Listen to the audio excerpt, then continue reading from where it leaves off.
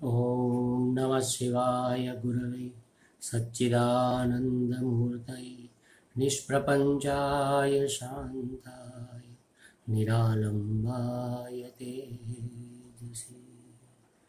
हरिओम प्रभु जी। आज के प्रश्न परिषद में आप सबका स्वागत है। आज का प्रश्न भावनगर से प्रवीण भाई पंचाल का एक दूसरा प्रश्न था जो बाकी था, उसको लेते हैं। वो पूछते हैं कि कर्म, विकर्म और अकर्म, इसको समझाइए, इसमें क्या भेद है। तो गीता जी में भगवान ने कहा है, कर्म वैसे तो दो प्रकार के हो जाते हैं, सकाम कर्म और निष्काम कर्म। दोनों कर्तव्य है।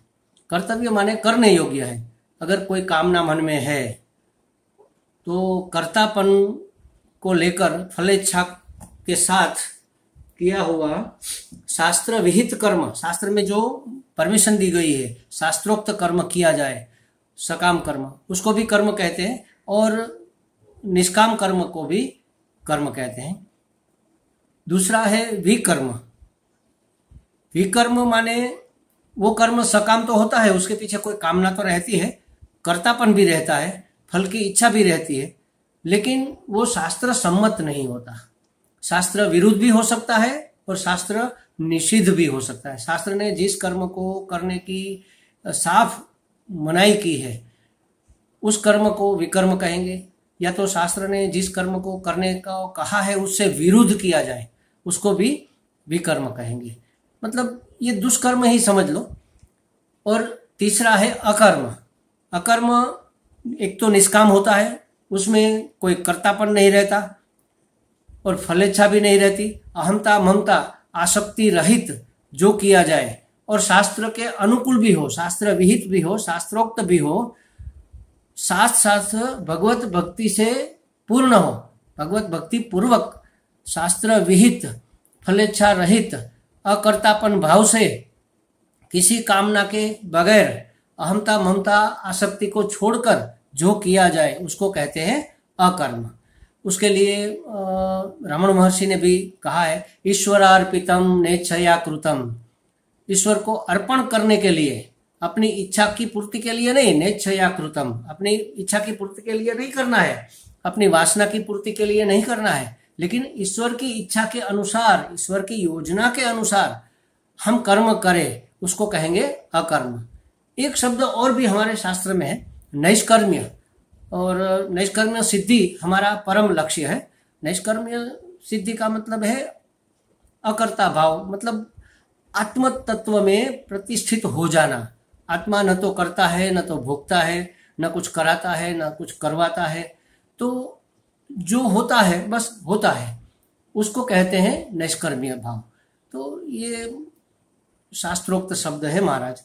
हमें तो यही देखना है कि हमारा अहंकार पुष्ट न हो जाए, और हमारे अंदर किसी फल की इच्छा से अगर हम करेंगे तो एक तो ये कर्म भी ठीक से नहीं होगा, और फल इच्छा के अनुसार अगर नहीं मिला तो निराशा भी होगी, चिंता भी होगी, दुख भी होगा, परेशानी भी होगी, फिर से करने का प्रयत्न भी करेंगे। जो जहाँ जब होना होता है वही होता है, ये अगर हम मानते हैं तो ईश्वर तो सबका कल्याण करने बैठा है। अकर्ता भाव से निष्काम कर्म यही कर्तव्य है, करने योग्य वस्तु है। मैं समझता हूँ कि पंचाल जी को ये बात साफ हो गई होगी, उसके प्रश्न की चर्चा मानता हूँ कि हो गई है। दूसरा प्रश्न है नोएडा से शोभा जी का। उसने भी दो प्रश्न किए थे, एक का जवाब हमने दे दिया है। दूसरा प्रश्न उसका ऐसा है कि जब किसी का शरीर शांत हो जाता है तब लोग कहते हैं कि दिवंगत आत्मा को शांति मिले, दिवंगत आत्मा को शांति मिले, ऐसी हम प्रार्थना करते हैं।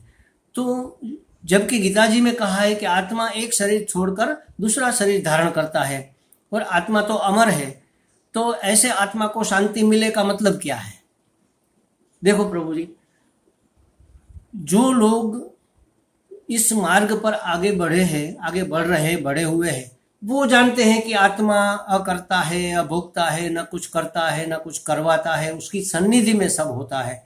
लेकिन जो लोग इस वेदांत तत्व को या परम तत्व को नहीं जानते, उसकी ओर आगे बढ़ नहीं रहे, शास्त्र का जिसे कोई अनुभव नहीं है, सदगुरु का जिसे सानिध्य नहीं मिला हुआ है, वो लोग तो अनेक बातों को आत्मा मानते हैं।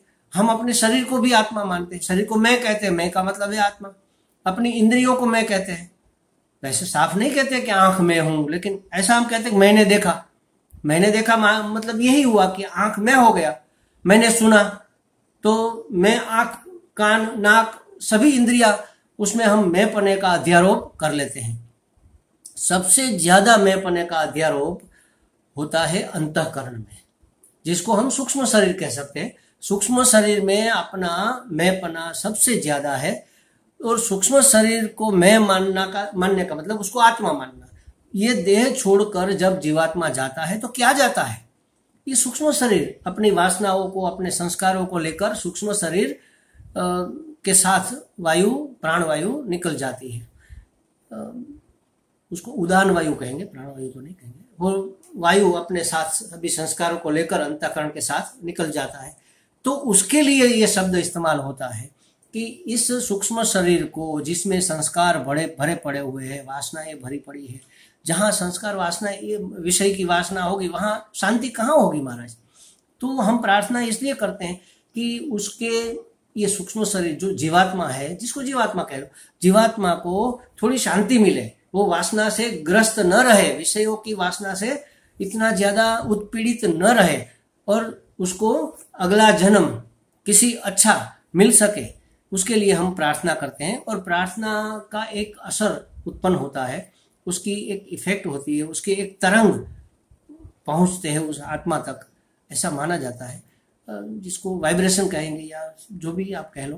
तो इसका एक इफेक्ट होता है, इसलिए उसके पीछे सब लोग ऐसी प्रार्थना करते हैं कि हम प्रार्थना करते हैं भगवान से कि दिवंगत आत्मा को, दिवंगत आत्मा मतलब उसका जो यहाँ से सूक्ष्म शरीर जो निकला, जो जीवात्मा यहाँ से गया और जो दूसरा शरीर धारण करने वाला है, उसको थोड़ी शांति मिले, वो थोड़ा शांत हो जाए। आत्मा तो वास्तव में परम शांत है, प्रशांत आत्मा। वो कुछ करता नहीं, वो कुछ कराता नहीं, उसके लिए कोई कुछ अच्छा नहीं, उसके लिए कुछ बुरा नहीं। जो कुछ भी हो रहा है सब उसकी सन्निधि मात्र से हो रहा है। उसकी सत्ता स्फूर्ति प्राप्त करके ये शरीर या समझ लो प्रकृति जो कुछ कर रही है वो हो रहा है। माया परमात्मा से सत्ता स्फूर्ति प्राप्त करके ही ये सब खेल दिखा रही है। तो आत्मा के लिए शांति का तो कोई सवाल ही नहीं है, वो तो प्रशांत आत्मा है, बिल्कुल शांत ही उसका स्वभाव है। शांत का मतलब आनंद उसका स्वरूप है, सच्चिद आनंद उसका स्वरूप है, शांत उसका स्वरूप है। उसके लिए शांति की प्रार्थना करने का यहाँ मतलब नहीं है। लेकिन जो जीवात्मा गया हुआ है, जो सूक्ष्म शरीर अपने संस्कार लेकर, अपनी वासनाओं को लेकर गया है, उसके लिए ये प्रार्थना की जाती है। हम समझते हैं कि शोभा जी के प्रश्न की काफी चर्चा हो गई है, उसको स्पष्टता हो गई होगी। अगर और कोई भी किसी को प्रश्न है तो आप प्रश्न परिषद में पूछ सकते हैं। कोई भी प्रश्न आप पूछेंगे उसकी यहाँ पर चर्चा क्रमशः की जाएगी। हरि ओम।